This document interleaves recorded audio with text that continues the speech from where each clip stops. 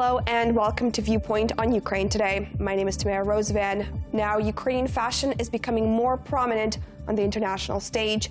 Most recently, designers have been showcasing their work in London as part of the world-famous Fashion Week. Joining us in the studio to discuss this and more is Alexandra Dimitriyevych, the head of International Department of Ukrainian Fashion Week. Welcome to Viewpoint. Thank you for having me. So, the fashion shows that were going on in London, what were some of the trends, and were a lot of them influenced by Ukrainian culture? No, not at the moment, but London is viewed as the creative capital of fashion weeks, so you can see the most crazy things going on there. And also the graduate show of Central St. Martin's is often viewed as one of the craziest catwalk shows throughout all of the fashion capitals. Most of the trends that Ukrainians showcased during London Fashion Week were the rebel spirit they were showing, because the whole point of the installation and the whole inspiration we've called Fashion School Rebels. Interesting, but not as into the patriotic theme as they were in last year.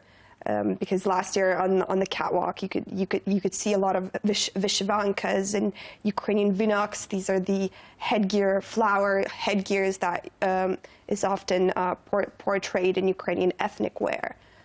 Yeah, but that doesn't mean that all of the Ukrainians use the same trends, and trends are changing very rapidly. Therefore, emerging and young talents, they're usually not influenced by this traditional trend.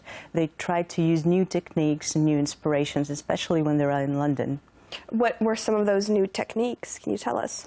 They've collaborated a lot with illustrators to create the images that would be catchy, slightly awkward, and very bright and inspirational. So this is meant to capture this rebel spirit. Now, why do you think Ukrainian designers went for this trend? They went for this due to lack of education, due to the fashion industry level in Ukraine, and they often have to search for inspiration all over. Therefore, we've called them Fashion School Rebels, because due to lack of inspiration all around, they have to search for it all over on their own, and they transform it through their vision and create something sometimes weird, very creative and enormously talented. I see. Now, given the kind of situation going on in Ukraine, do you think this has influenced young fashion designers as well? Yeah, of course, in terms of, it influenced them a lot economically at first. They cannot create a small business due to the taxes rate, and also due to the fabrics costs and everything. Therefore, we have Yasia Homenko, designer, who's creating her clothes out of the ecological fabrics or fabrics she has found somewhere. Also, Yana Chervinska, that she saw a carpet and asked for the carpet and created a coat out of it for a new collection. I see very, very interesting choices of material to use, I suppose. But this isn't something new in London, say. A lot of the fashion designers there have been using these kind of quirky and trendy items as well. It's about how you use it, and the Ukrainians have shown a very good approach, and we've received 2 nominations for the best stand curation and also for the best designer within the installation. Nice. Therefore, the methods can be the same, but the approach you use is quite different. Now, how did people react to Ukrainian designs? They were all very interested. We had thousands of people each and every day visiting.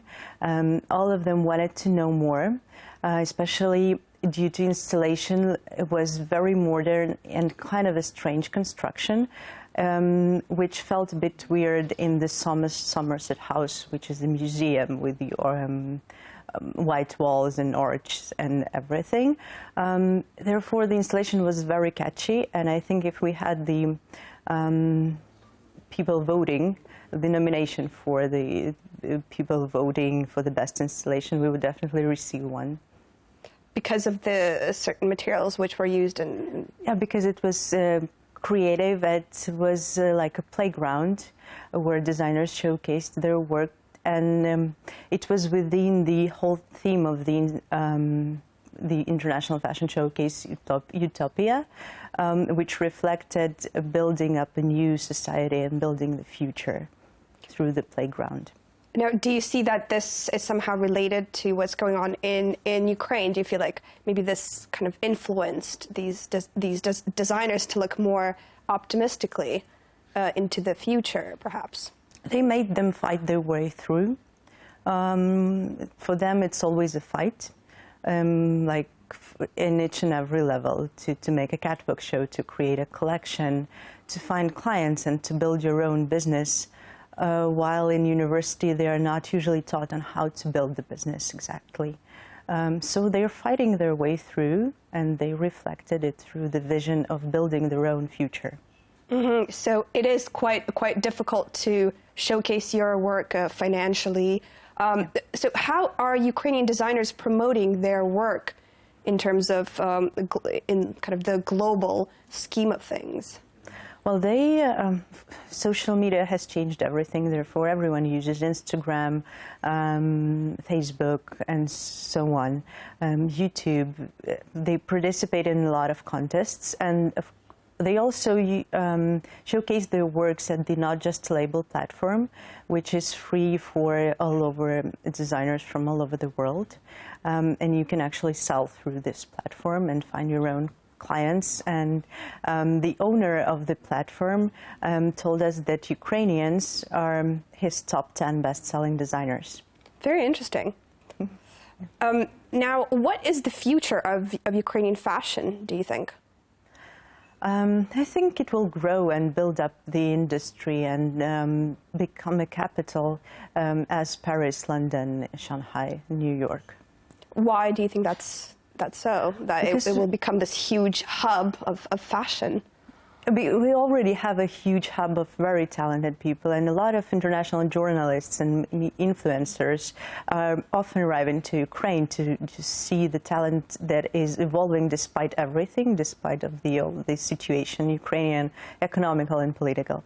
And the number of designers, good quality designers, is growing. Therefore, I do believe that the industry will build itself very fast. Now, what were some of the trends that Ukrainian fashion designers are putting out there, their own special trends? I think it's optimism. It's the main trend they are using.